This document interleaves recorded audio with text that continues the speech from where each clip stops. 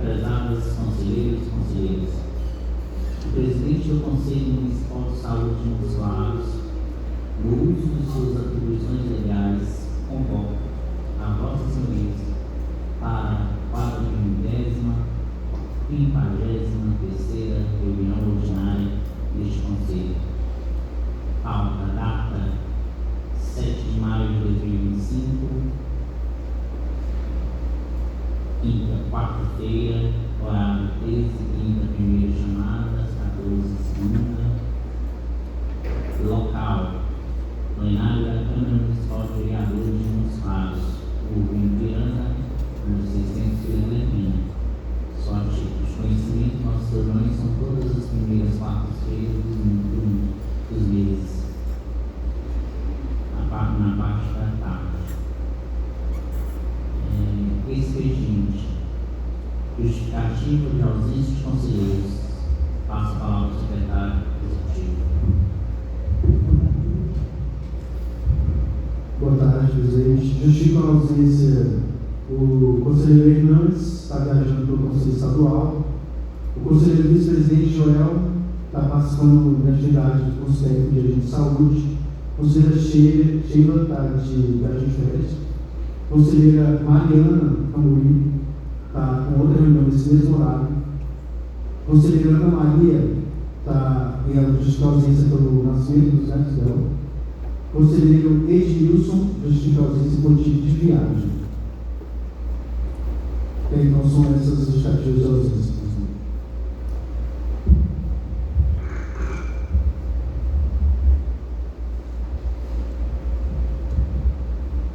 Comunicação e informes. A presidência não tem informe. Secretaria executiva.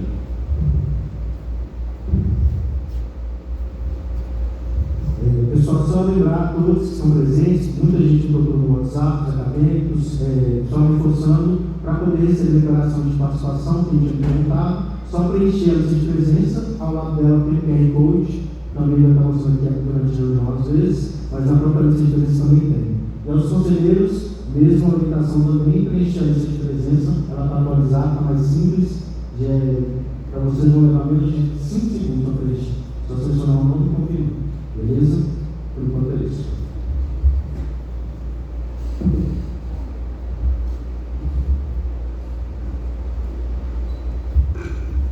Conselheiros, palavra aberta aos conselheiros.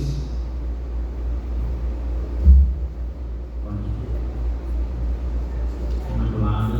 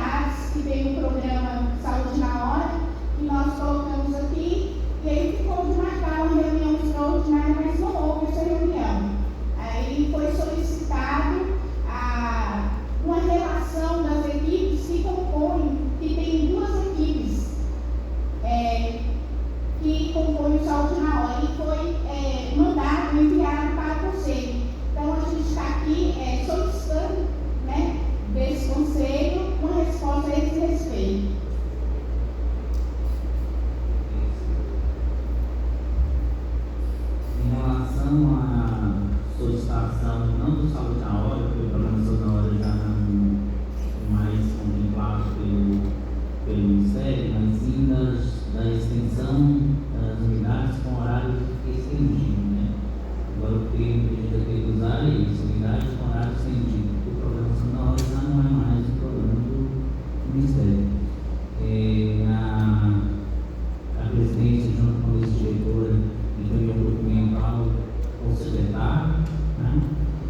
E há um prazo que foi definido seria na data de hoje, a entrega desse documento, só que o secretário solicitou uma prorrogação de prazo devido à quantidade de atividades ainda, o levantamento de dados, né, que eles estão realizando. Então nós estamos aqui propondo para que seja ponto de pauta da próxima reunião ordinária, tudo bem?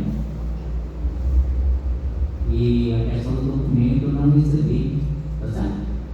O documento que você encaminhou para o conselho eu não recebi.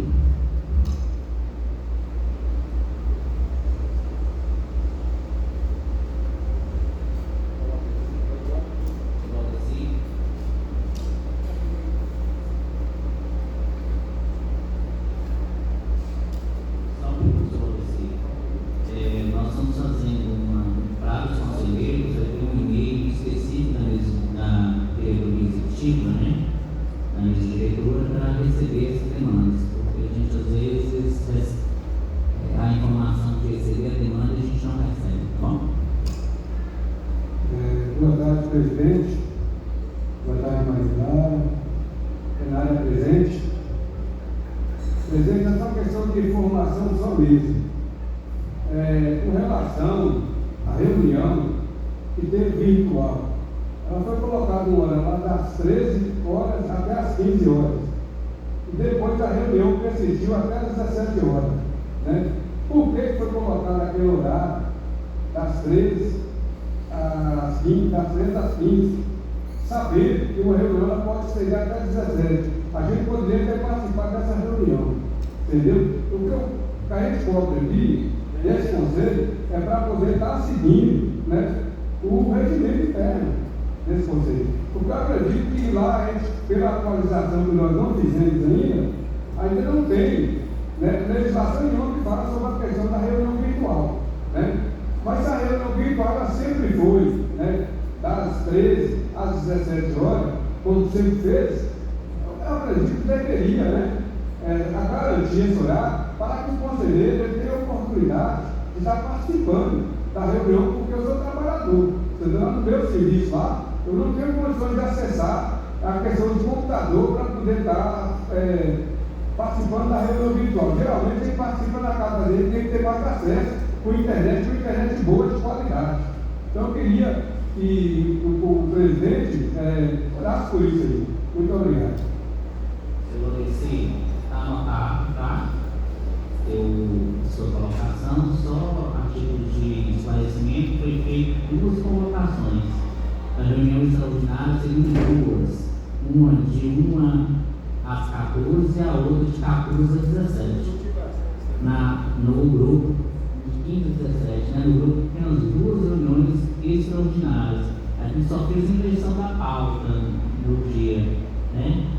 Por causa de uma demanda da secretaria, nós invertemos a ordem da pauta, mas se você reparar lá, tem as 2 reuniões no mesmo dia, porque foi, como a reunião ordinária ela precisa ter um ponto de pauta, então nós fizemos 2 reuniões extraordinárias no mesmo dia para cumprir o prazo, tá certo?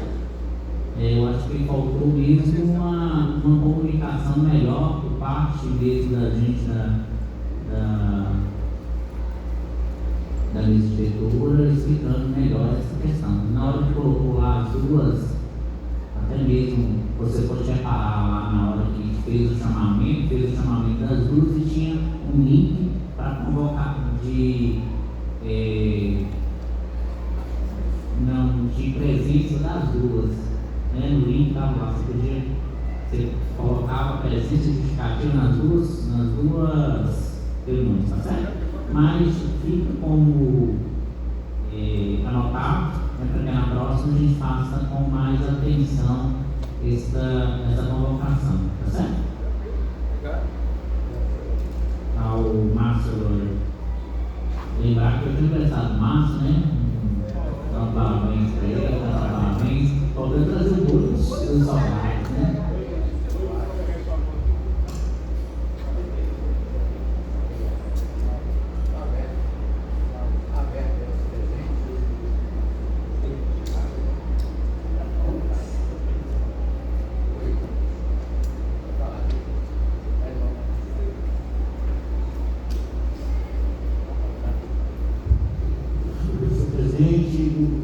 Senhores conselheiros, boa tarde.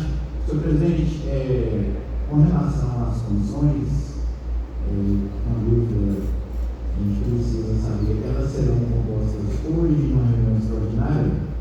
O questionamento se dá porque a gente tem até o dia 30 de maio, a gestão tem até o dia 30 de maio, para fazer a apresentação do primeiro RPA 2025 para o Conselho Municipal de Saúde. Para tanto, a gestão vai estar apresentando a todo o Conselho no dia 20, o primeiro relatório, está agendado para o dia 22 para apresentar a plana técnica, e a gente precisaria já deixar alinhado. E no dia 26, a partir das 14 horas, já está agendado aqui na Câmara para aprovação do plenário.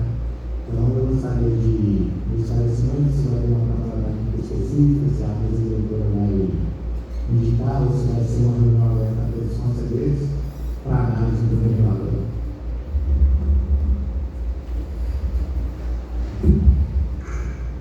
A mesa diretora fez o debate sobre as comissões, sobre as câmaras técnicas e as comissões especiais, né?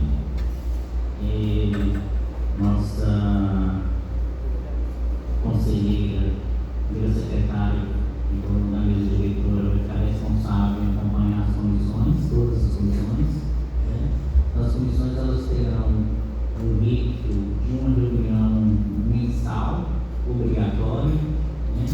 Consequentemente, 15 dias antes do término do mês, para que a gente possa ter esses dados já na mesa diretora, para que a gente possa debater a questão da pauta e dar tempo para que a secretaria possa nos responder, né? Porque hoje a gente está pecando na questão do tempo e da organização, né? Porque o conselho ele se tornou um conselho muito pulsante, um conselho muito ativo, mas a gente precisa começar a organizar o fluxo de trabalho, né, das comissões. Fizemos o debate das comissões, né, organizamos as comissões, definimos quais são as diretrizes, quais são as competências, quais são as suas responsabilidades.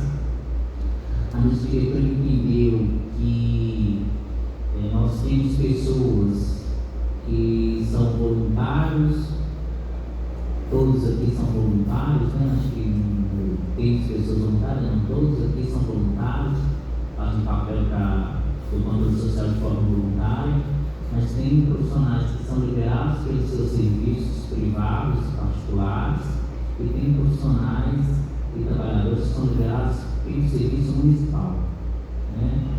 E nós temos que ter um discernimento de que a maior parte dessas atividades realizadas pelo Conselho são em período de jornada de trabalho, né, dos servidores municipais. Então vai haver uma negociação junto ao secretário do quanto limite de liberação dos conselheiros para desempenhar essas atividades, certo? Então não dá para que todos os dias o conselheiro esteja a serviço do conselho e definindo o serviço das atividades municipais que ele foi contratado e o cargo que ele ocupa, né? Então a gente precisa ter esse discernimento, porque senão a gente cobre um santo e descobre outro. E não é o objetivo nosso fazer esse tipo de atividade. Então é importante que os conselheiros entendam isso. Eles podem participar de mais comissões, mas vai ter um limite de participação mensal, reunião ordinária, reunião extraordinária e participação em comissões, certo? Então é importante a gente ter isso. O conselho não vai, o conselheiro que ultrapassa esse limite, ou ele vai ter que pedir uma autorização ao gestor para fazer, ou o gestor fazer essa autorização por uma necessidade para que ele participe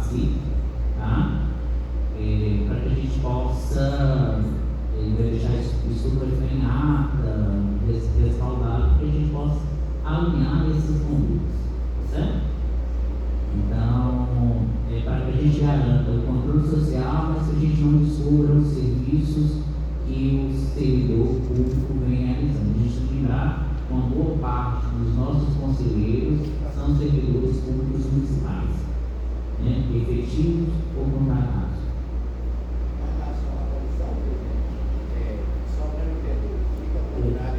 Eu estou terminando. Vamos aos poucos. Então, o primeiro ponto é esse esclarecimento de que ainda vou fazer essa reunião com o secretário para definir esses critérios, tá certo? Então, vão ser critérios não individuais, sim critérios coletivos. Lembrar que a diretora, como tem uma reunião a mais, ela vai ter um período a mais para isso também, porque senão a gente estaria limitando o papel do conselheiro e da diretora. Esclareço, todos os conselheiros estão autorizados a realizar atividade do conselho em qualquer condições, mas ele não vai ser liberado com essa perspectiva do conselho, perfeito? É importante lembrar isso, falar assim, tem uma atividade que vai acontecer lá na unidade de São Geraldo. Todo conselheiro pode ir, vai receber a declaração, só que a gente não tem como respaldar a liberação fora daquele limite que foi estabelecido. Tudo bem? Para ficar mais claro, às vezes eu estava pelo conselho, mas isso vai ser uma autorresponsabilidade do conselheiro. Acho que é importante que a gente não dá para olhar todo mundo aqui já é maior, né? E não dá para que a mesa diretora e o presidente fiquem acompanhando a conduta de cada um dos conselheiros e às vezes ser cobrado por condutas que não são adequadas ou conselheiros por desconhecer o que está acontecendo. Tudo bem? Acho que na hora que a gente deixa as coisas mais claras, ficam melhor também. Eu chamar a atenção também nesse assunto, porque nas reuniões ordinárias, quando a gente se apresenta, é para poder apresentar o que foi pautado. A gente não tem os documentos que são enviados para a gente, que deveriam ser enviados em 72 horas antes, a gente teria para poder estudar a lei e saber aquilo que está voltando aqui no plenário. E aí é necessário o conselho ter esse período também para uma ciência daquilo que está sendo discutido aí. Porque muitas vezes a gente só tem conhecimento daquilo que está sendo discutido na plenária e não tem jeito para poder discutir. E aí deliberar a respeito daquilo, ninguém sabe o que é feito ou o que é feito. Uma das perspectivas que foi mencionada, nós estamos falando aqui das comissões, já é esse ponto. Se a comissão vai acontecer anterior à reunião da diretora, a gente já começa a ter um ponto de debate e proposição para encaminhar para a gestão. Porque a gestão precisa de um prazo para que ela possa também definir as pautas, definir quem vai apresentar e como vai apresentar. Nós vamos ver hoje na reunião que nós vamos ter um ponto de pauta só. Os outros 3 pontos de pauta vão ser encaminhados para a próxima reunião extraordinária. Isso tudo é um pouco mais de explicação aqui. Tá? Por quê? Porque essas pautas foram decididas pela mesa diretora, né? E não teve tempo hábil para a secretaria preparar os documentos. Mas sabe por que a mesa diretora definiu tão perto? Então são coisas que a gente não tinha nenhuma ou outra demanda pré-estabelecida para a gente pudesse debater em essas comissões. Tá certo? Então, é um processo, interfere em outro processo e, consequentemente, interfere no nosso processo de segmento e de conhecimento das pautas. Então, nós vamos fazer isso. Lembrar que nós vamos definir uma diretriz de que esses documentos sejam entregues para a mesa diretora com 7 dias de antecedência, para que a gente possa passar para os conselheiros fazerem a análise antes da reunião ordinária. Mas para isso, a comissão tem que funcionar, a mesa diretora tem que fazer a reunião no período certo, a secretaria tem que encaminhar as pautas com essa antecedência. Então é um processo. Vai haver sessões? Com certeza. certeza que não haver exceções, mas essas exceções vão ser definidas pelo pleno, que é o órgão máximo, e que decide se acontece ou não as questões dentro do conselho. Certo? Vou convidar o nosso secretário Eduardo Luiz para sentar aqui na mesa. E qual foi o investimento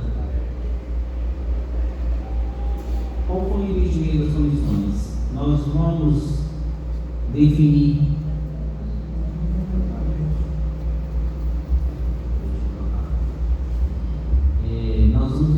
os coordenadores das comissões, tá certo? E os coordenadores da comissão vai ver quem quer participar das comissões. Então, as comissões, eu posso participar de quantas comissões eu quiser, posso, mas lembrar que eu tenho um limite de atuação. Então é melhor escolher qual comissão que quer participar, ou de duas, ou falar assim, esse mês eu vou de uma, outro mês eu vou de outro, e assim vai trabalhando. E esse coordenador, ele vai ter a obrigação e a responsabilidade de passar essa agenda para a nossa secretária, a Sandra, para que ela possa fazer esses controles, né, de organização, de estrutura, de logística. Lembrar, nós, na minha diretora, fizemos uma divisão de atribuições, depois eu passo para vocês lá. Eu acho que já passei no grupo, não já? Já coloquei, não já? Então, tem uma aba no grupo lá dos conselheiros que menciona quais são as atribuições de cada um dos membros da mesa diretora. Então, falar assim, eu preciso de transporte, quem eu resolvo? Quem eu peço? É para Joel. Aí Joel entra em contato com o secretário executivo, e o secretário executivo realizar esse processo. Então, nós queremos centralizar as informações na mesa diretora para que a gente não perca o rumo de algumas coisas, de alguns detalhes. Porque as pessoas hoje, elas criticam muito as falhas e esquecem de padronizar o todo. Veja lá. Então, o evento acontece com sucesso e as pessoas reclamam das falhas. Eu acho que serve mesmo as críticas para que a gente possa melhorar. Mas acho que quem tem que enfatizar são os acertos, as qualidades. Uma vez que nós todos aqui somos aprendizes desse processo. Eu fiz uma pré-definição aqui, eu queria passar para vocês. Colocaria aí como a coordenadora da Câmara Técnica de Educação Primária, a Mônica, certo? Coordenador da Câmara Técnica de Vigilância e Saúde, o Janilson. Coordenador da Baixa, Média e Alta Complexidade, eu pensei na Mariana.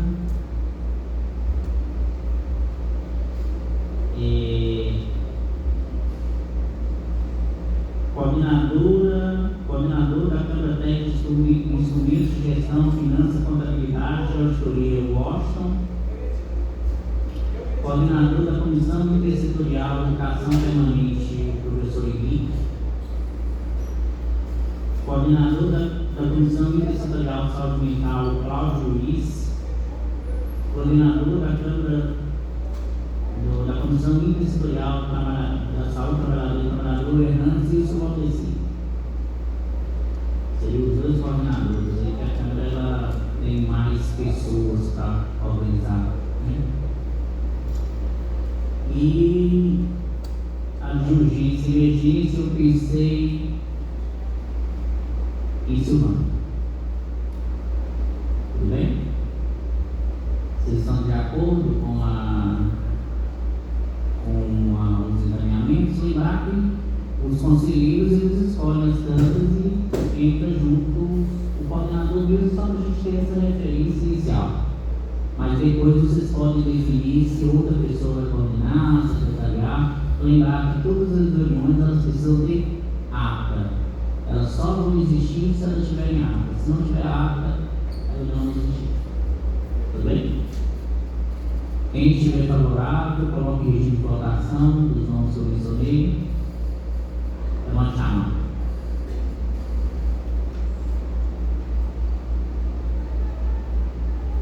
Aprovado. Então a gente já.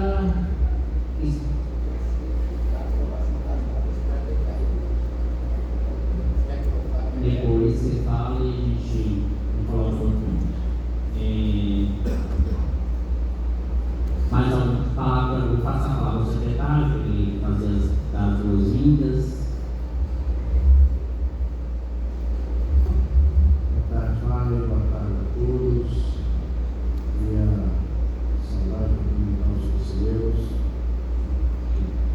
abençoados, receber com alegria aqui os acadêmicos de odontologia, sejam bem-vindos. Esse é um importante momento da construção do SUS e tenho certeza que o Fábio também quase foi histórico no SUS quanto eu, né, Fábio? Nós não tivemos a oportunidade de discutir SUS na nossa formação acadêmica e vocês não têm a oportunidade de conhecer a grandiosidade desse sistema. Eu já me chamo mais de sistema de saúde, eu chamo de uma política de inclusão social, talvez a maior que esse país conseguiu construir, né, antes mesmo de se formar. Então, sejam bem-vindos e aproveitem a nossa discussão, a nossa reunião. Eu cheguei, vocês estavam discutindo a questão da pauta, e eu pedi ao Márcio para a gente poder, eu sei que o regimento fala de 72 horas, para a gente poder apresentar a pauta para a reunião. Mas eu estava discutindo com o Márcio, 72 horas para a gente poder preparar. O ano municipal de imunização já estava preparado, tranquilo. Agora, a análise da rede de atendimento de crianças mostra a situação de atenção básica, pediátrica, estrutura do fluxo de doenças emergentes pediátricas, nós tivemos 3 reuniões da Secretaria e hoje nós finalizamos. Então, nós estamos agora na fase de avaliação dos dados, que são monitorados diariamente, para a gente poder efetivamente apresentar ao Conselho a proposta do plano de contingência das doenças respiratórias. Tá? Então a gente consegue, de uma forma bem otimista, eu consigo apresentar isso para o Conselho na semana que vem. Tá? Apresentação da rede essencial de demanda de saúde da mulher, acompanhamento pré-natal, atenção básica, rede especializada, acesso e fluxo da odontologia, condições de funcionamento da maternidade, de maternidades conveniadas. Esses são dados que a gente vai ter que sistematizar os nossos sistemas de informação, né? Sistematizar a nossa rede para apresentar para vocês o que nós temos enquanto dispositivos de atenção à saúde da mulher. Em 72 horas a gente não dá conta de fazer. E por último, a apresentação do funcionamento do centro de referência de atendimento às mulheres, situação de violência. A gente tem, essa pauta é uma pauta intersetorial, porque a gente tem o CRAM, que é uma referência lá da assistência social com o apoio da saúde. Né?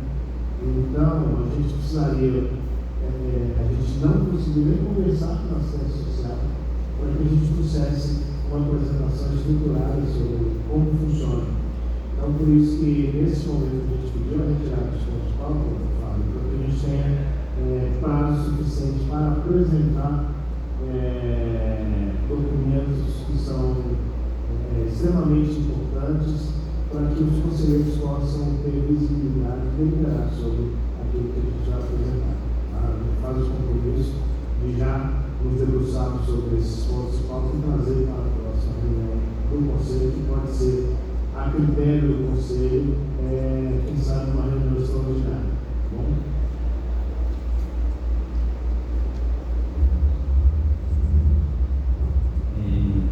Anteriormente, eu sou chegada, secretário, nós estávamos debatendo sobre esse fluxo de alimentação, né?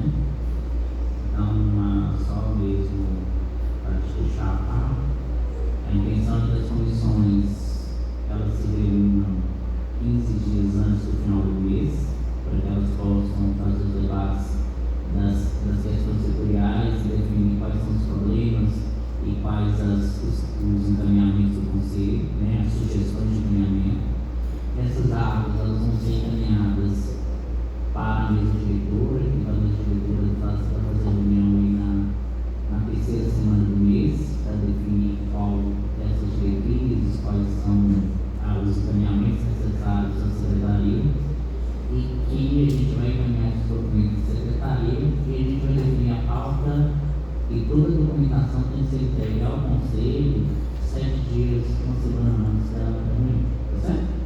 Então, de uma forma, a mesa diretora ela decidiu essa pauta porque a gente estava nos debates, tinha algumas questões que havia necessidade da nomeação do subsecretário, do gerente, até mesmo para dar um informe melhor sobre determinados assuntos, e por isso a gente não colocou em pauta, mas isso já vai estar em pauta na próxima reunião ordinária. Então, essas pautas aqui, a gente vai juntamente com as unidades com extensão de horário para a próxima reunião ordinária, tá certo? A gente já fez até a Imaculada, ela chegou com essa demanda novamente, né, Imaculada? E aí nós já afirmamos que essas 3.2, 3.3, 3.4 e a questão das unidades com horário estendido, né, que não é saúde na hora mais, horário estendido, para que a gente possa fazer esse debate na próxima reunião ordinária. Lembrar que nós temos já uma reunião extraordinária para a aprovação do primeiro RPA. Então, para não estender, conversei definir com os conselheiros, nós vamos fazer uma reunião posteriormente, nós já entrei em contato, já conversamos sobre essa questão da liberação dos conselheiros que são servidores públicos, a gente definir esses critérios, né? Então, depois eu vou passar para eles, lembrando que o conselho, tudo isso está em ata, para que eles possam se respaldar nos seus direitos, como conselheiro, também como direito, como trabalhador. Certo? Aos conselheiros, mais alguém? Com a palavra? Cláudio.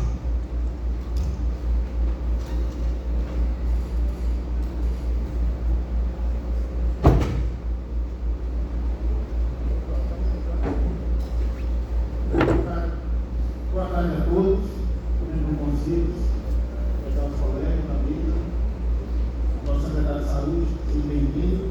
A plenária, sejam todos bem-vindos, todos acolhidos no nosso conselho. Eu queria só reforçar, no caso, a questão relacionada ao prazo para que a gente possa apreciar. Não os casos que não precisem de aprovação do conselho. Esses casos aí a gente pode incorporar na pauta, se for para nenhuma decisão para conhecimento. Simplesmente a secretaria vai passar para conhecimento do conselho, sem problema nenhum. Agora, as pautas de deliberação, a gente não pode,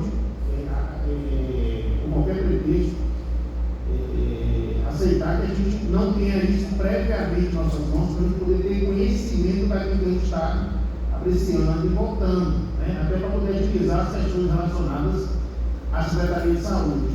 É só esse ponto, né, que eu queria chamar a atenção, que aquelas pautas que são voltadas para só conhecer no conselho, essas aí tranquilo, né, em pauta tranquilamente. As que precisam realmente de deliberação, a necessidade que o conselheiro tenha conhecimento, consciência do que ele está votando, né? Até para que no dia que venha para a plenária, a gente possa trazer nossas dúvidas, para que a secretaria possa sanar, a gente aprovar com mais segurança. É só isso que eu queria falar. Importante, ouvido. Então, nós vamos, que foi definido, né, nós passamos aqui, foi aprovado pelo plenário, né, que às vezes que as câmaras técnicas e as comissões vão se reunir 15 dias, até 15 dias, né, a metade do mês, para fazer sua reunião, né, definir esses diretrizes, ver quais são o que está acontecendo em cada uma das comissões, né, porque são temáticas. Esse documento, essas atas, vão ser encaminhadas para a mesa diretora, né, junto com a Sandra. A mesa diretora vai fazer esses debates do que foi definido e vai fazer os encaminhamentos da secretaria. Certo? Então nós vamos fazer alguns encaminhamentos da secretaria. A secretaria terá aí seu prazo de 4, 5 dias para fazer esse documento e apresentar. Vai ter questões que nós não vamos conseguir colocar na próxima reunião ordinária. Então ela vai voltar para a Câmara Técnica ou para a comissão para fazer esse debate depois que os documentos chegarem para a gente. Né? Mas todo documento que for para que nós possamos avaliar, que vai ser ponto de pauta, ele tem que chegar para o conselheiro.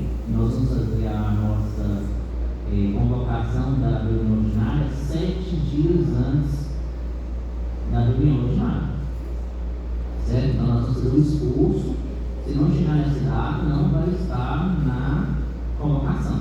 Aí a gente coloca isso com extraordinário, outra questão. Mas se não chegar na data, né, a gente vai ter, vamos lá, vai ter gente que não vai ter nada, não vai ter nada no ponto de ata, mas a gente vai seguir esse processo. Se é questão só de ciência do conselho, nós vamos deixar tudo para os informes.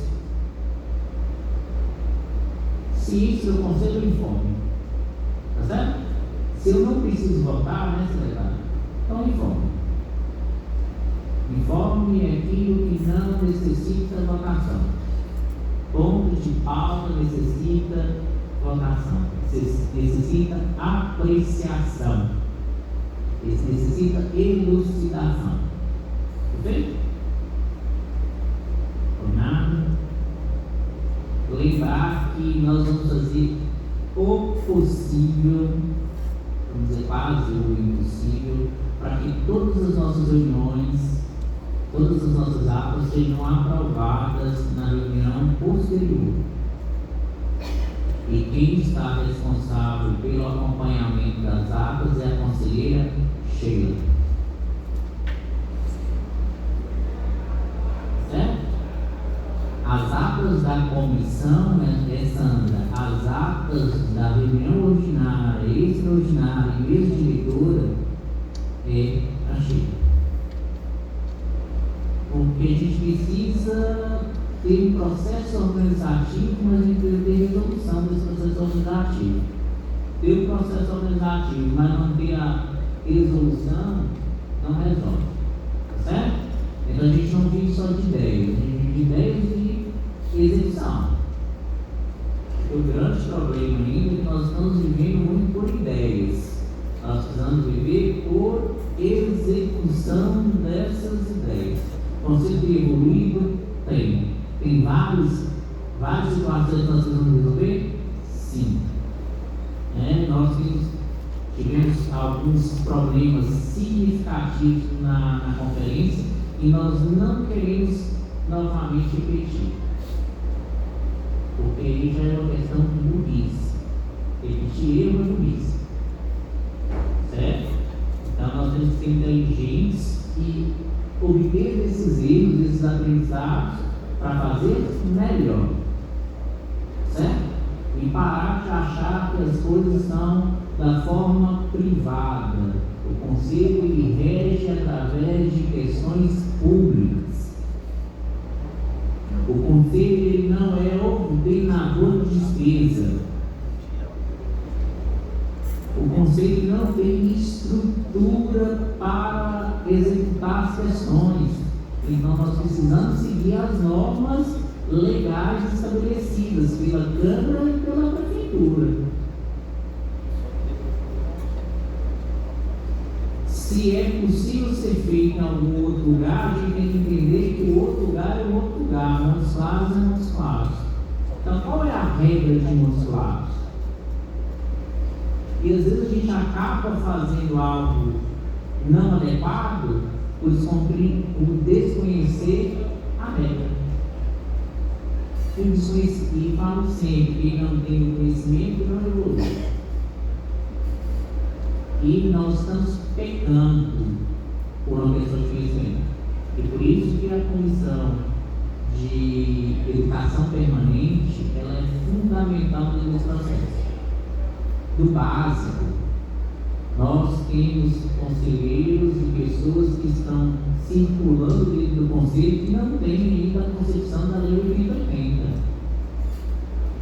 que não tem a concepção da Lei 81/42, e não entende que esses princípios estão lá na Constituição, no artigo 196 e diante, e que nós vivemos dentro de um regulamento, um regimento, que precisa ser alterado, concordo com você. A gente tem que fazer uma coisa de cada vez, né? Então vamos organizar.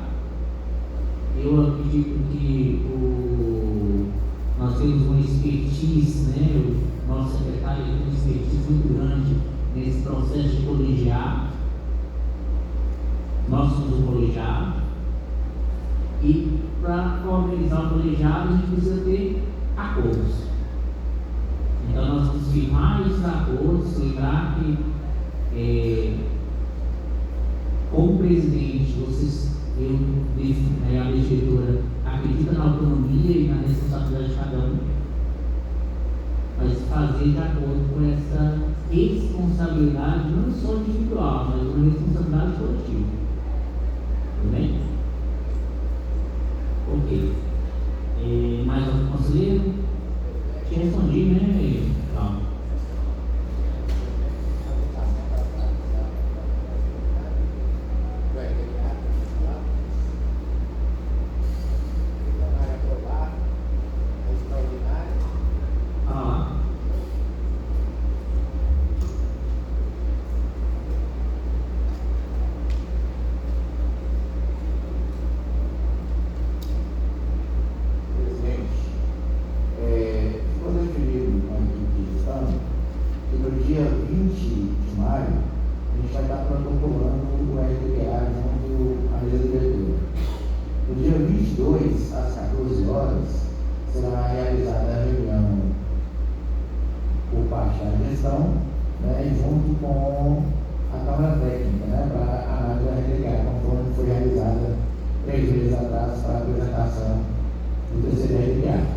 No dia 26, segunda-feira, 26 de maio, aqui na Câmara Municipal, no mesmo horário da reunião ordinária, a extraordinária para apreciação do primeiro RDA 2025, e no dia 28, aqui na Câmara pela manhã, será apresentado pela administração aos vereadores às 7h30.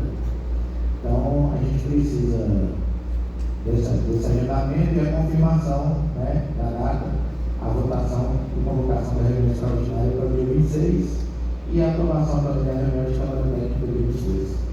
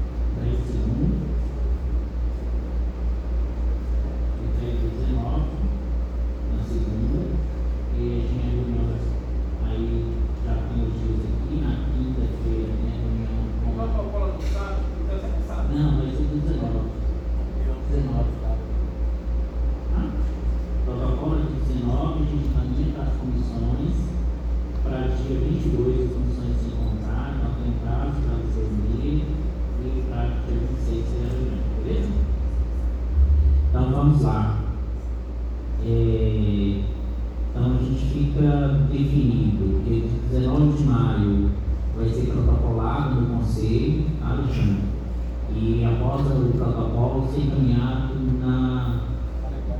na mesa para todos os conselheiros, não só para os conselheiros que estão nas comissões, tá? Dia 22, aí os coordenadores da comissão eles definem quem vai participar dessa reunião, tá bom? 22 de maio, às 14 horas, na sala do conselho. Então, cada comissão escolhe né, para que possa participar dessa reunião da apresentação e debate.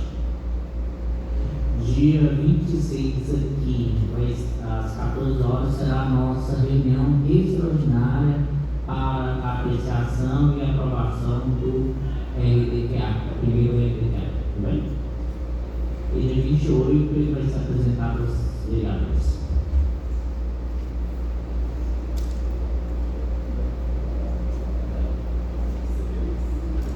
Presidente, então ficou dia 19 para poder enviar para todos do conselho, né? 19. Dia 19, o secretário executivo vai encaminhar a todos os conselheiros. Sugiro que os conselheiros também atualizem seus e-mails, porque vai ser disparado o e-mail também. Tá certo? Para que os conselheiros não justifiquem por não estar, por ter muitas informações, muitas coisas dentro do grupo, e que não conseguiu verificar. Então, atualizar junto com o Alexandre o e-mail para receber também pelo e-mail. Já informados que dia 19 será encaminhado o RDQA para apreciação. Então, acredito que 3 dias dá para apreciar, principalmente as áreas de maior interesse de vocês, para que vocês possam fazer essas colocações no dia 22.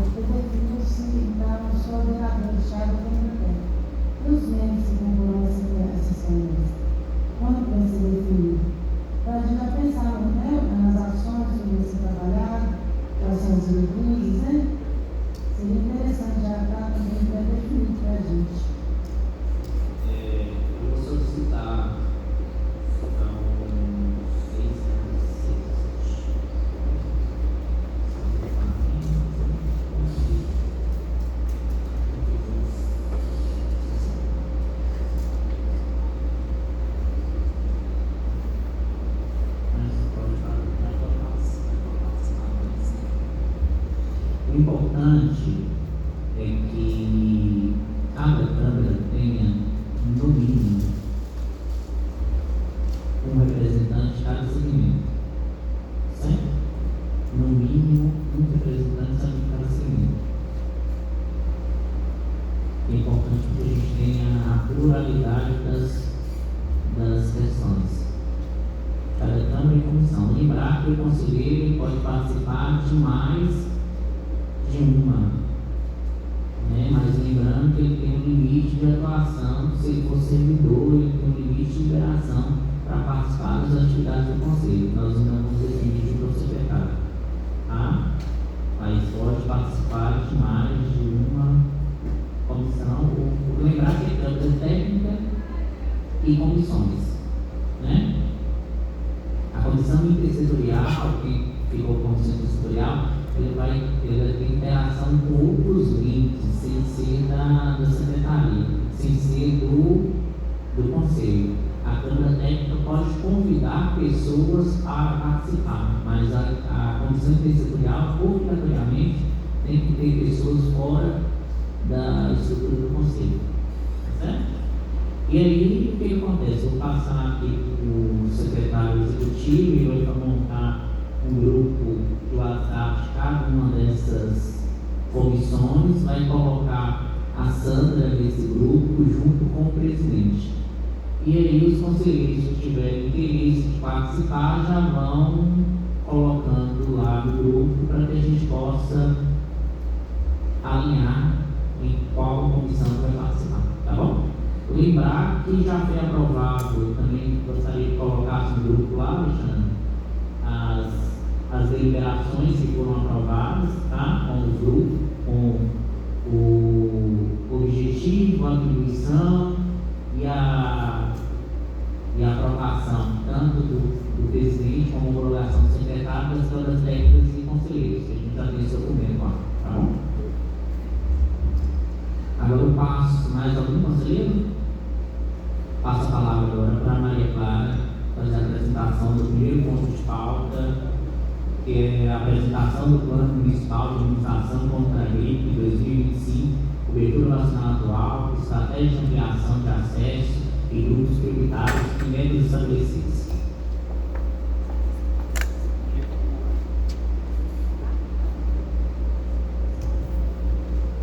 Boa tarde, pessoal.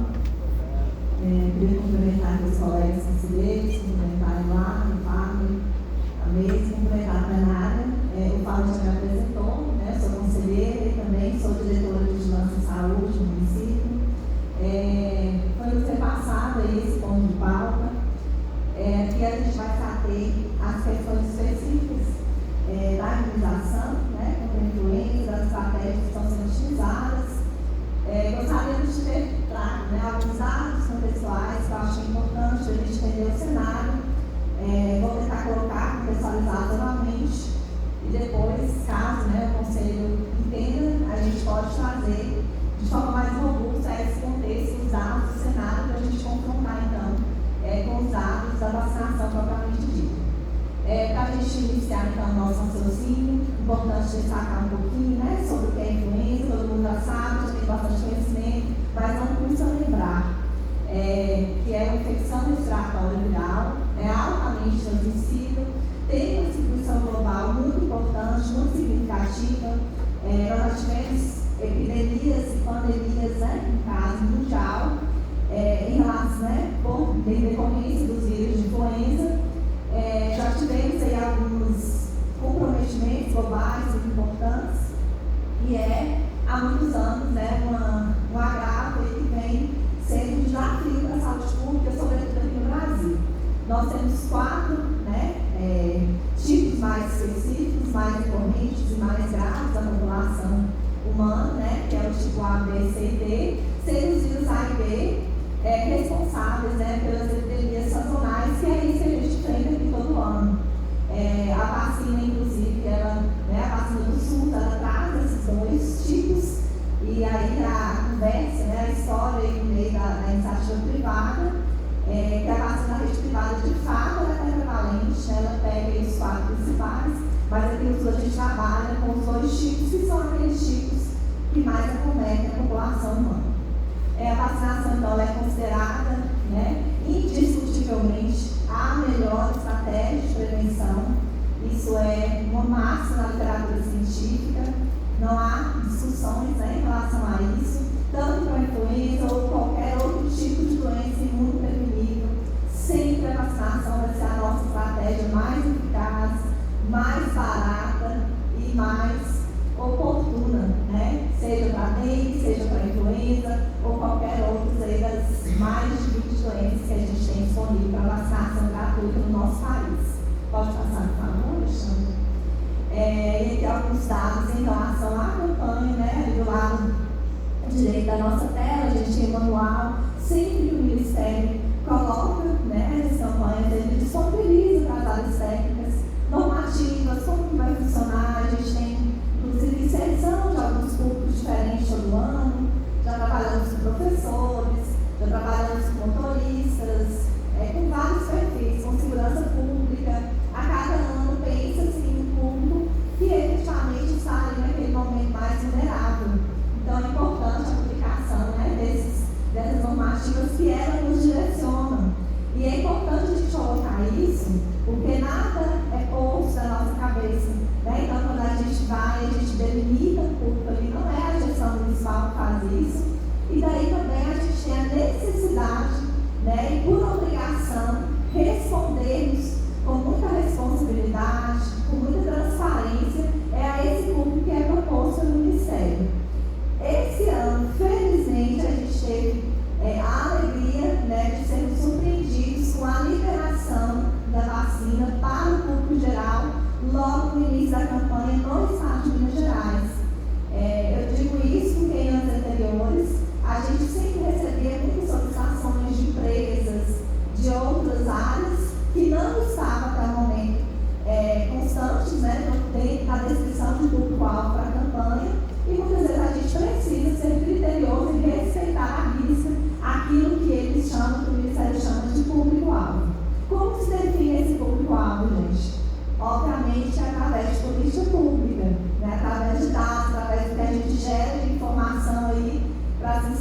né, do Estado e da União. A partir disso é que a gente pensa em quem está adoecendo mais. É criança, é idoso, é gestante, é professor, é trabalhador, né, na rede hospitalar. É a partir dessas notificações, desses registros, que se pensa, bom, já que os professores estão adoecendo muito por influenza, logo eu preciso pensar nesse público como público-alvo desse ano. Então é muito importante a gente, enquanto sociedade, enquanto conselho, né, pensar em como constrói a política pública e como que elas são pensadas. Né? E daí isso vira para a gente uma normativa, para que a gente execute efetivamente. Pode voltar, por favor, Alexandre? Então, pensando nessa questão do público-alvo, né, para esse ano de 2025, vou ressaltar e vocês não vão fazer confusão, a gente continua tendo um público-alvo. Esse público-alvo é aquele público que é para nós prioritário. E ali a gente tem uma meta de vacina a ser alcançada. Né? E essa meta, ela está posta aí em torno de 90% para quem? Quem é que é o público-alvo desse ano para a gente? São as crianças a partir de 6 meses, menores de 6 anos de idade, idosos com mais de 60 anos e as gestantes. Para esses 3 públicos, a gente tem bonecas para trabalhar e a gente tem uma força de trabalho, a gente tem estratégias mais específicas, mais direcionadas para buscar esse público. Por quê? É quem está descrito, é quem está nas estatísticas aí como o público mais receptivo. Porém, o Estado de Minas Gerais, repito, estendeu, né, na semana passada, essa vacinação para a população geral. Então, a partir de 6 meses de idade. Então, toda a população a partir de 6 meses, ela está apta a receber a vacina, mas nem todos entrarão na contagem da meta. Nem todos serão considerados público-alvo. Entendido, gente? Foi claro? Pode passar. Passa para você, tá bom? Aqui, em relação a essa ampliação, a gente também, né, de novo, tudo tem que ter um regulamento, tem que estar muito escrito, muito documentado, e a gente tem, então, uma nota informativa para informar, né, e orientar os municípios em relação a isso. Pode passar, por favor. Bom, em relação a essa meta, como eu disse, né, nós temos ali temos que alcançar, né, esses 90% do grupo prioritário. Por que 90%, gente? Né? Por que existe uma meta? Claro, não é que tem os outros 10%, né? Só 90% garante segurança. Aí a gente trabalha com um termo que antes era muito desconhecido, né? Mas hoje, felizmente, a mídia, né, tem nos ajudado nesse sentido. Veicula-se muitas informações erradas, mas também veicula-se muitas informações corretas. Hoje eu tenho certeza que já é um termo mais conhecido, que a gente chama de imunidade de rebanho. O que é imunidade de rebanho? Essa margem aí, ó, esses 10% que não são vacinados efetivamente, não recebem vacina, eles vão estar protegidos através dessa imunidade de rebanho. Os 90% que eu vacinei é suficiente para garantir o afastamento da circulação viral e, consequentemente, esses 10% ele acaba sendo protegido aí no bolo, né? Ele vem por osmose. Isso, né, para as vacinas que não são metabolizadas por via oral, algumas elas até são protegidas de forma física mesmo, como é o caso da polio, né, da oral, que o recém-nascido ele excreta o poliovírus no ambiente e isso acaba por imunizar, né, quem convive ali, acaba por atingir quem convive com aquela criança. Daí também a dificuldade de cuidado que se deve ter quando há um paciente imunossuprimido convivendo com essa criança que recebeu a vacina oral de poliomielite. Vamos lá então, seguindo aqui, todos os públicos, né, tanto os públicos-alvo quanto a população geral são incluídos dessa vez em uma só etapa, que é aqui durante a campanha. Nós, em Montes Claros, como é que Montes Claros se organiza? Né? Qual é a disponibilidade de vacina aqui, claro, para a gente poder procurar o serviço, já que você está dizendo que todo mundo agora pode receber. Então, a gente tem aqui vacinas disponíveis em 43 salas de vacinas na zona urbana do município. A gente tem mais os pontos de zona rural, são pontos volantes, né? Eles transitam, não são pontos fixos. E a gente tem também ainda a estratégia do vacinóvel. A gente tem mostrado 2 vacinóveis que, como o próprio nome nos diz, ele faz também essa vacinação extramura, essa vacinação volante.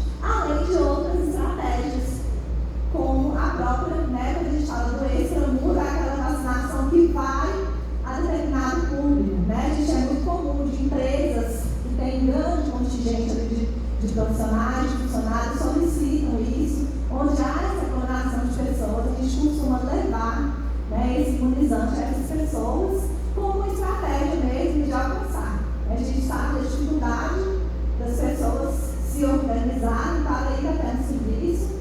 A maioria dessas 43 salas, elas funcionam em horário comercial, a gente tem 4 salas apenas que funcionam, né, em horário noturno, não deixa também de ser uma estratégia de ampliação do acesso, mas é importante a gente ampliar ainda mais. Além das 4 salas noturnas, a gente faz muita vacinação extramuro, seja com a equipe ou seja com o vacinólogo. Além do próprio dia D de mobilização, que é um dia especial, né, como o nome diz, é um dia D, onde a gente já é no sábado. Aqui em Constância vai ser dia 17 de maio, são todos convidados a estarem conosco, para que a gente faça um dia especial voltado apenas para a vacinação. É um dia em que todas as unidades de saúde, as 43 salas, elas irão abrir, mais algumas outras unidades que não são só de vacina também recebem essa vacinação, para que toda a cidade, nesse dia, tenha disponibilidade de imuno para quem teve dificuldade de levar em dia útil, quem teve dificuldade de levar em horário comercial. A gente vai ter um sábado aí todinho de vacinação para todo o território municipal. Pode passar, por favor? Bom, sobre as estratégias, eu falei de algumas, mas vamos reforçar aqui como que a gente se organiza, né, para fazer essas vacinações, principalmente em época de campanha. A vacinação da zona rural, como eu disse, por meio da estratégia de saúde da família, né, as equipes, elas saem diariamente do Secretaria Municipal de Saúde e elas levam esse imunizante até o meio rural. A gente trabalha muito em parceria com as escolas, vacinação dos acamados por meio da SF também, vacinação nos asilos, sempre onde tiver um público-alvo, a gente vai lá levar essa vacina. É asilo para os idosos, é no hospital, né, para os profissionais de maternidade, do obstétrico, ou profissionais de saúde também. Nas escolas para crianças, a gente sempre faz uso de estratégias de pensar onde eu tenho, né, aglomerado ali partes do público-alvo para a gente poder alcançar esse público. As empresas, nos presídios e nos espaços aí, né, de solo educativo. Pode passar? Bom, em relação às doses, né, isso é bem importante a gente colocar. A gente não recebe, a gente tem uma expectativa aí, se não me falha agora, de imunizar, considerando a população geral, mais de 400 mil pessoas. Então, a gente não vai receber 400 mil doses de uma vez. Né? Há uma logística pensada, mesmo porque essas vacinas elas vêm do Ministério, depois elas vão para o Estado, e só a partir disso elas são distribuídas no município. Então, há que se ter essa logística para a distribuição disso, e isso vai acompanhando também uma fase temporal. Então, a gente vai recebendo isso por remessa. Então, nós já recebemos até o momento 4 remessas de vacina, totalizando aí 103, mais de 103 mil doses até o momento. E estamos com previsão aí de segunda-feira receber a nossa 5ª remessa. Então, a gente recebe uma remessa, a gente distribui, considerando todas aquelas estratégias que a gente colocou nos slides anteriores, até que a gente chegue ao fim, né, vacinando aí na nossa estimativa de mais de 400 mil pessoas aqui no município. Pode passar, por favor. Em relação à cobertura do público-alvo, o que a gente tem até o momento? Né, das doses recebidas, nós aplicamos até ontem, né, esse dado foi registrado ontem, 33.816 doses. Até a tarde de ontem, a gente tinha já feito, iniciou-se dia 7 de abril, né, a campanha teve início dia 7, do dia 7 até ontem nós temos 33.816 doses. Qual que é isso, né? O que significa isso, claro, em termos de cobertura, de alcance de meta?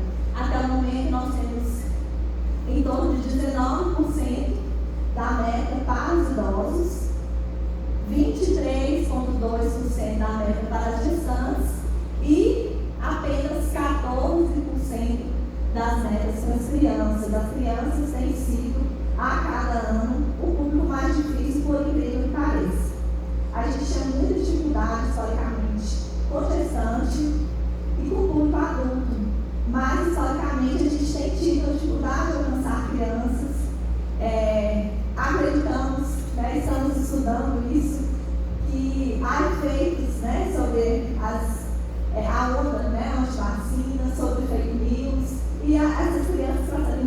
antes do que o pai as conduz à vacinação.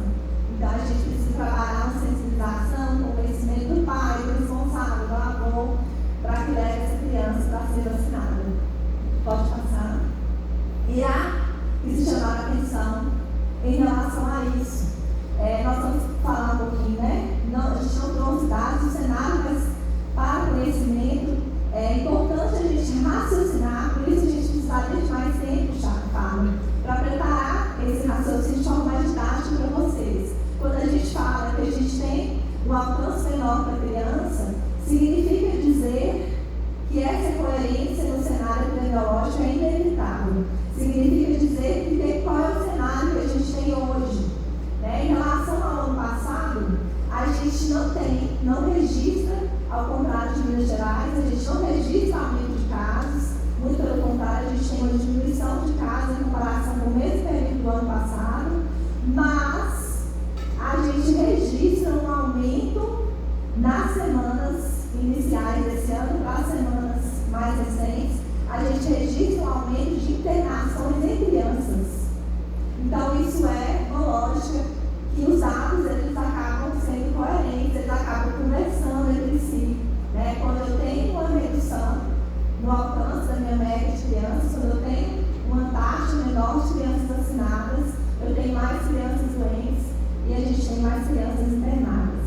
Então, é preciso que a gente entenda, né, a lógica disso, é preciso que a gente olhe para esses dados com mais crítica, um olhar mais ampliado e a gente consiga trabalhar estratégias para superar isso. Então, aqui é uma analogia aqui entre as doses aplicadas, né, qual para a gente enxergar de forma mais didática, dentro dessas 33.800 doses aplicadas, a distribuição disso por público, né, considerando, mais uma vez, o público-alvo da campanha desse ano.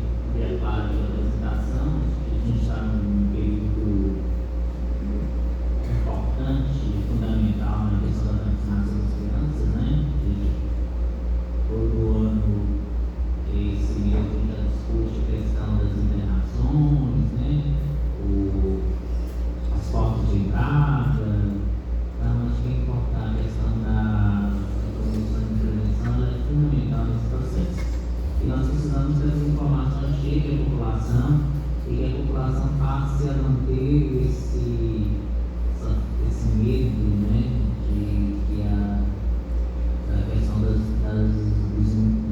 vacina, né, que a gente passou por um momento difícil no país, na geração do processo de imunização como um fator positivo e indispensável para que a gente possa manter as nossas taxas, nossos índices de acordo e a nossa população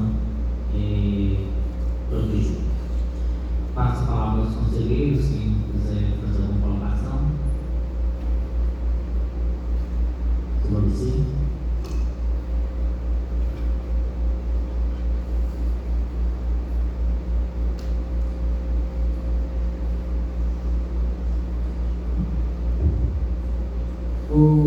Boa tarde, novamente, né?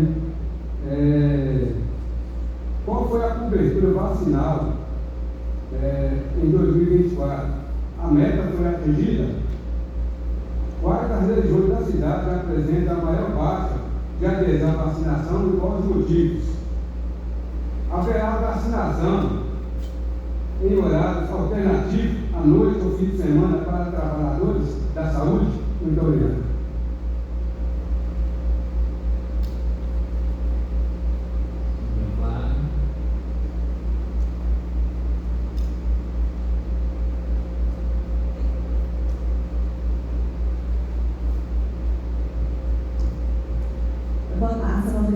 Em relação à estratégia, vou começar de trás para frente, dos trabalhadores da saúde, né, e todo o Sul Paulo, a gente tem já, como eu disse, estratégia de levar essa vacinação, a gente está discutindo na rede escolar e outros pontos.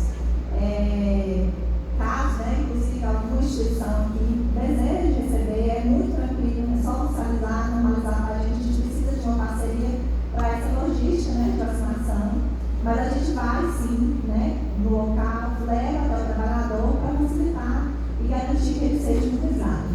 Eu vou usar sobre a lei que a gente falou, em relação às regiões, né? Esse dado estou confirmando aí para o senhor, mas eu te pegou no pergunta que acho que em relação às regiões. Aí a gente vai separar isso, né? Por baixo a gente tem uma distribuição de salas de vacina regionalizada em Montes Claros.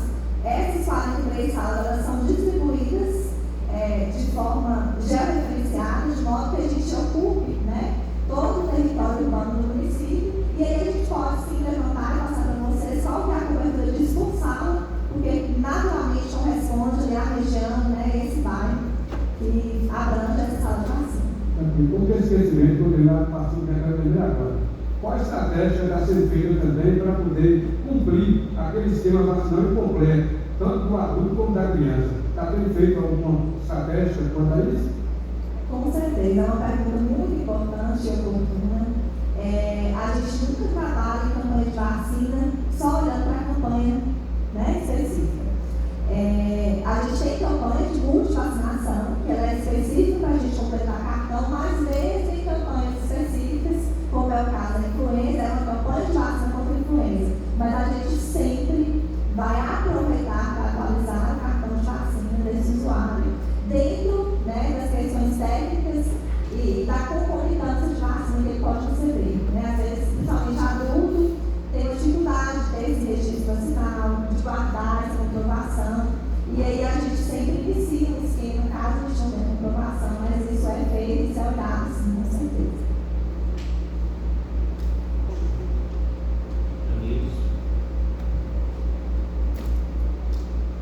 Boa tarde, meu nome é Janilson, sou enfermeiro da rede, trabalho especificamente com vacina e no vacinol. Queria colaborar um pouco com relação a essas metas por bairro. Acredito que é um dado que não vai ser possível devido à sala de vacina. A todas as pessoas têm acesso em qualquer sala de vacina. Então, assim, se você mora no Alto São João e está próximo à Vila Oliveira, você vai poder se vacinar na Vila Oliveira. Inclusive, na vacinação, esse ano, nós adotamos a questão da vacinação da influenza, que teve uma grande dificuldade no ano passado, a questão do cartão. as pessoas podem se vacinar, adultos podem se vacinar sem a presença do cartão de vacina contra a influenza. A vacina de rotina, nós sempre pedimos o cartão para evitar erros. Né? Tem um estoque de 3 doses para hepatite, 3 doses para tétano, a cada 10 anos um imposto de crédito.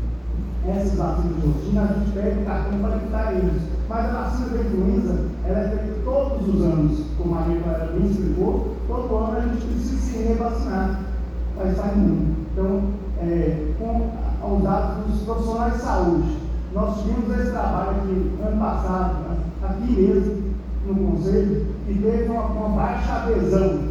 Mas vimos, os estudos que nós fizemos, nós vimos que o que aconteceu não foi uma baixa adesão de vacinação dos profissionais de saúde, e sim uma baixa notificação. O que aconteceu? O ano passado, esse ano tivemos a necessidade de expandir a vacinação para toda a população mais precocemente que o ano passado. Mas no ano passado também teve uma abertura para a população mais rápida, não tão quanto esse ano. E quando acontece essa abertura, fica difícil para que nós consigamos notificar que a pessoa vacinada é um profissional de saúde se a pessoa não chega e se identifica. E é quase impossível que você pergunte a todas as pessoas: você é profissional de saúde, de qual área? Porque tem no banco de dados do Viver, que é o programa que usamos, tem inclusive o qual profissão que é um profissional de saúde, se é um psicólogo, se é um enfermeiro, se é um médico, um dentista. Então temos todos esses dados pelo plano, pelo sistema do Viver. Mas quando se abre a público em geral, e devido às grandes filas, e nós queremos, de fato, imunizar o maior número de pessoas possível com qualidade, que é outra coisa que a gente tem falado: vacina não se faz correndo, né? A pressa é inimiga da perfeição, e a gente tem que fazer com segurança para o trabalhador e para a população. Então a gente faz com a maior agilidade possível, mas que tenha a segurança para o profissional que está vacinando e também para a população que está se vacinando. Obrigada, Luísa. Pode falar, Luísa.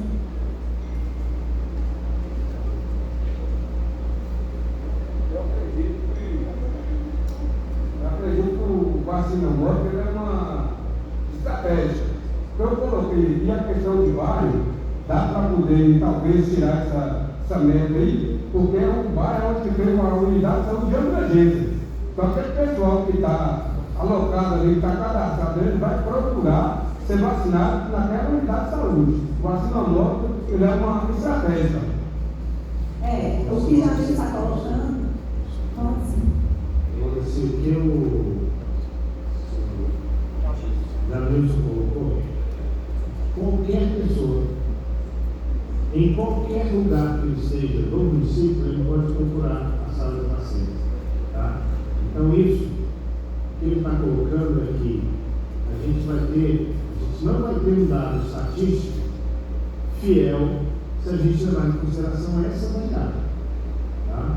Eu posso até estratificar por sala de vacina, quantas pessoas foram vacinadas, mas eu não posso afirmar que todas aquelas pessoas vacinadas naquela sala de vacina são do mesmo bairro. Isso que ele quis dizer.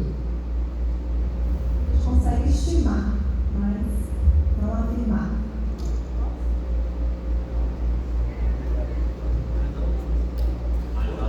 Algum conselheiro?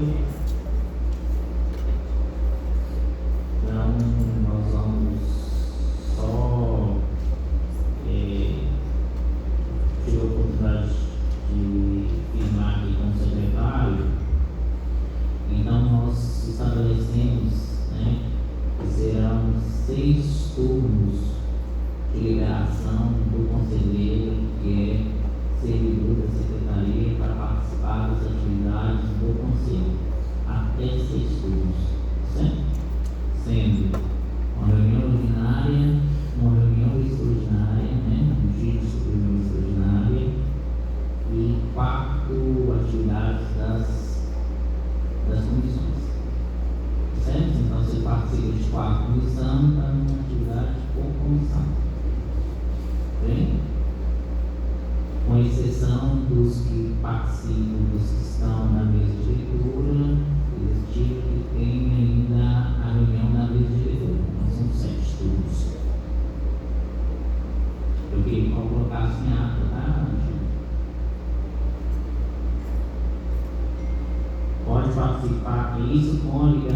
questão do ponto, né?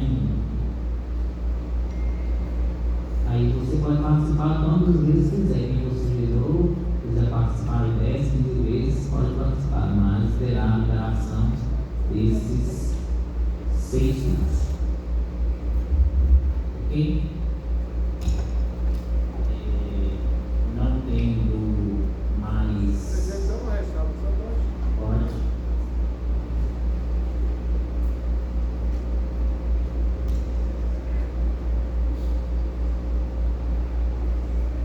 Em relação à liberação para as soluções, o Caio sempre teve nesse conselho aqui, acho que o Márcio já acompanhou isso, já acompanha, eu vou ter um conhecimento, que essas câmaras técnicas que são feitas, dificilmente ela procede o trabalho, né? Aí se colocar na questão, tudo bem, que está colocando é que vai liberar para 8, a pessoa pode participar demais, mas vai levar falta, você entendeu? Até 6 turnos. Tranquilo. Até 6 turnos. O que significa? Um turno na reunião ordinária, um turno na reunião extraordinária e mais 4 turnos, até 4 turnos para as comissões. Tranquilo. Tá certo? Aí dá para Turnos. fazer. Dá para fazer, dá para fazer bem, dá para se Aí dá para fazer o organizar. debate tranquilo. As comissões vão discutir as questões específicas da, vamos dizer, Comissão de Saúde Ambiental. Então, a Comissão de Saúde Ambiental vai discutir a questão do funcionamento do CAPS. Então, um exemplo. Então, isso é uma pauta que a comissão decidiu para reunir, para ver como é que está o funcionamento e dar essa diretriz. Vamos dizer, a questão da Comissão de Urgência e Emergência. Vamos discutir a questão do SAMU, do transporte. Então, são coisas que a comissão vai definir, vai mandar para a mesa diretora e a gente vai, dentro dessas discussões, mandar os encaminhamentos necessários para os esclarecimentos junto à secretaria. Ou então, uma pauta que chegar aqui, vamos dizer, essa pauta agora que do saúde da extensão de jornada extensão da jornada de serviço, né?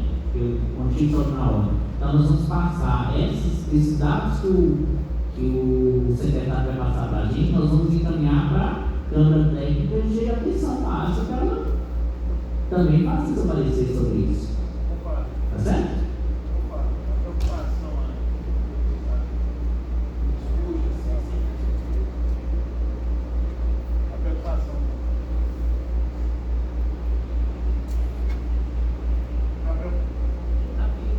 A preocupação que surge, sempre surgiu, nessas questões relacionadas ao tempo que o servidor, que é conselheiro, teria para apreciar aquilo que é deliberado, mandado, documento para o conselho, para ser apreciado na reunião, para ser sabido 2 horas antes, para poder ter esse tempo, para poder apreciar esses documentos.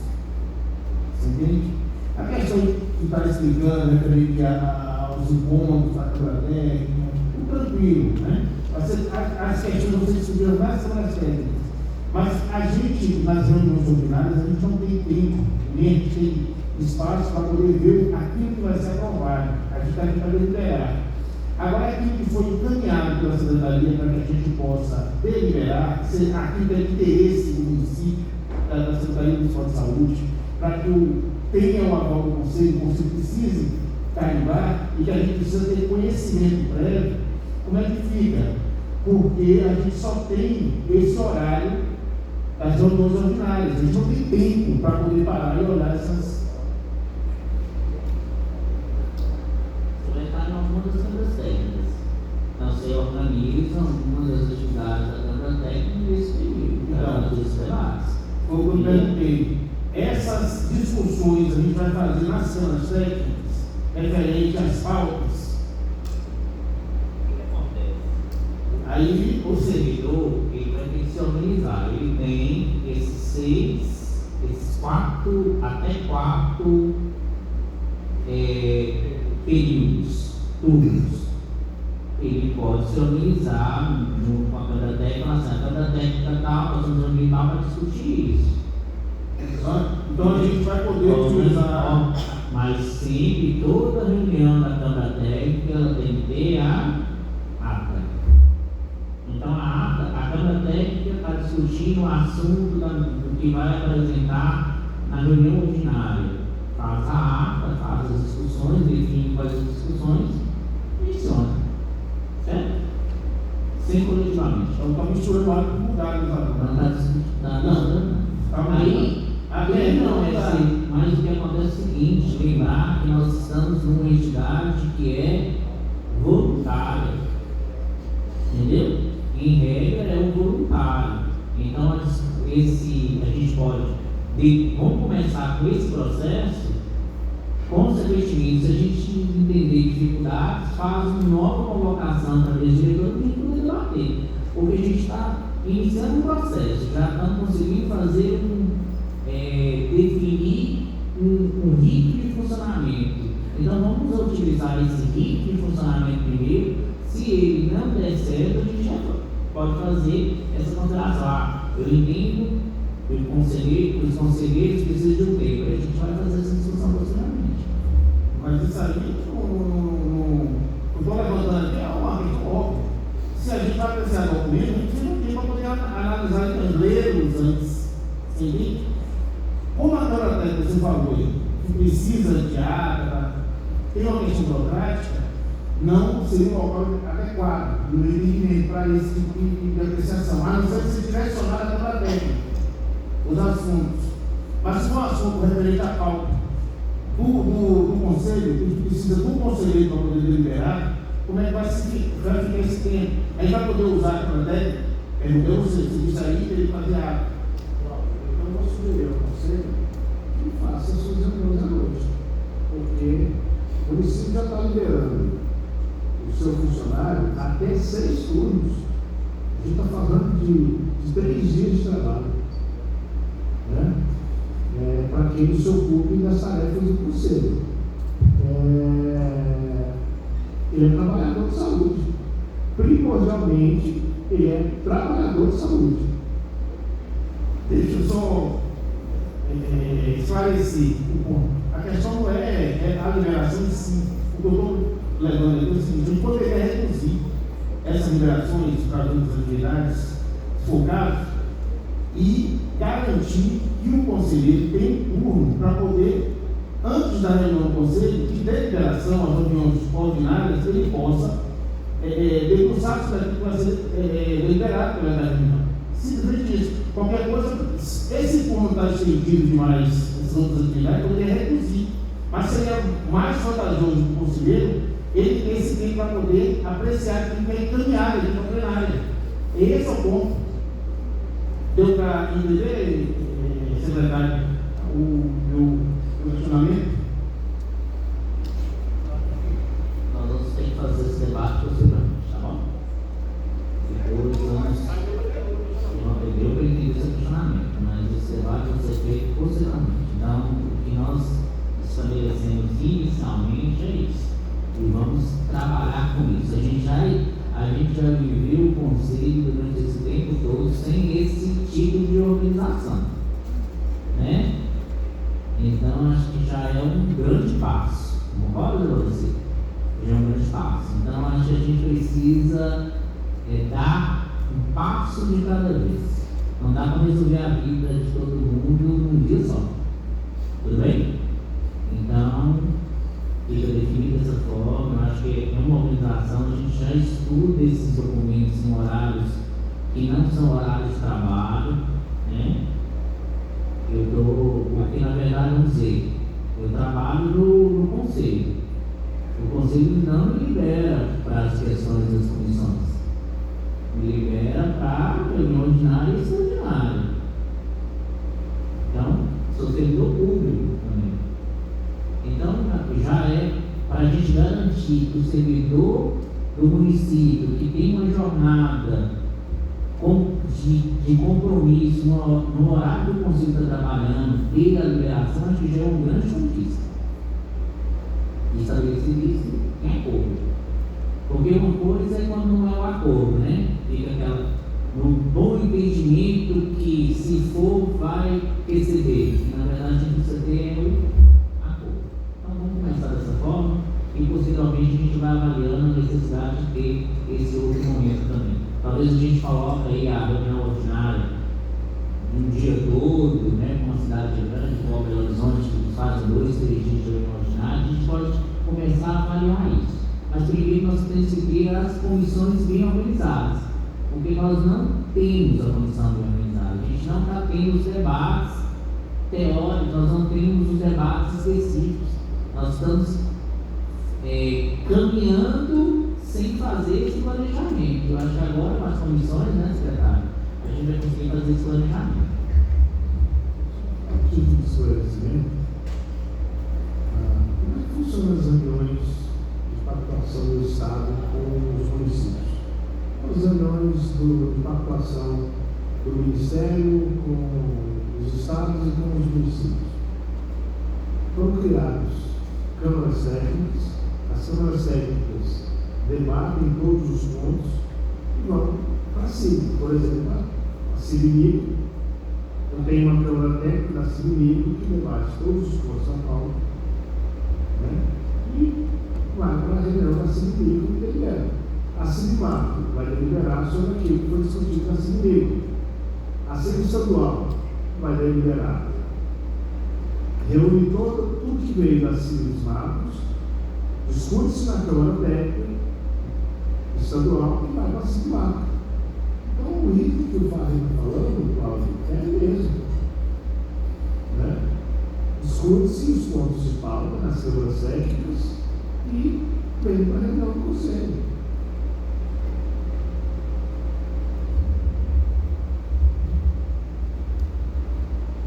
Vamos encerrar? Alguém mais?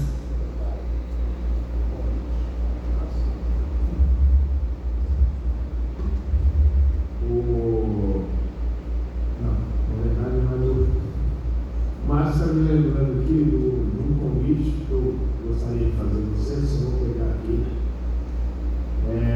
Nós teremos 2 inaugurações importantes na Semana da Saúde.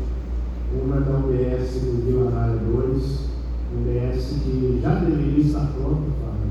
Essa UBS foi o recurso, a primeira parte do recurso foi liberada em 2013, primeira parte. Na transição de um governo para o outro, o governo que sucedeu o anterior, aí eu não estou falando do município não, estou falando do Estado, não repassou o restante aos municípios, ele mostrou as aventuras. Então eram 272 obras que ficaram paralisadas durante 2013 até 2023, 10 anos.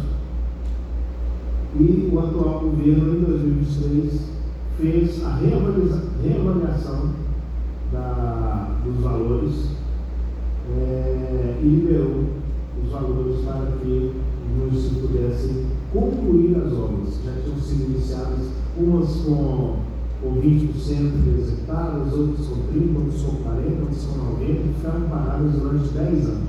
A primeira é um deles. Tá? Por falta de repasse do governo estadual. O governo fez o repasse agora no 2023, e nós estamos então convidando vocês, todos vocês, para a inauguração dessa UBS às 14 horas no bairro Vila Anália 2, com a presença do nosso prefeito, de outras autoridades, inclusive o secretário estadual de saúde, Fábio Queiroz, fez questão de estar presente nessa inauguração, e logo após nós vamos para o Alfredo de Quadros fazer a inauguração de um equipamento que vai contribuir para que a gente possa fazer diagnóstico precoce na questão das mulheres, que é o mamógrafo, que será inaugurado, que foi recurso do Tesouro Estadual, que a gente fez a aquisição desse equipamento, que a gente vai fazer a inauguração. Então, sejam todos convidados, sexta-feira, dia 9, às 14 horas, no bairro do Anália 2, depois eu mando o endereço direitinho. Deixa eu ver se está aqui também.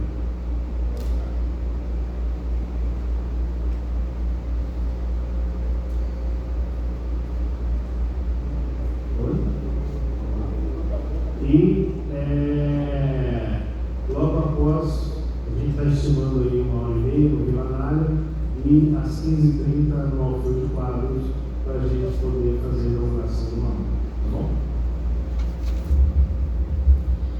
Agradeço a presença de todos e declaro encerrada a nossa reunião ordinária. Eu quero dar um parabéns para o Márcio.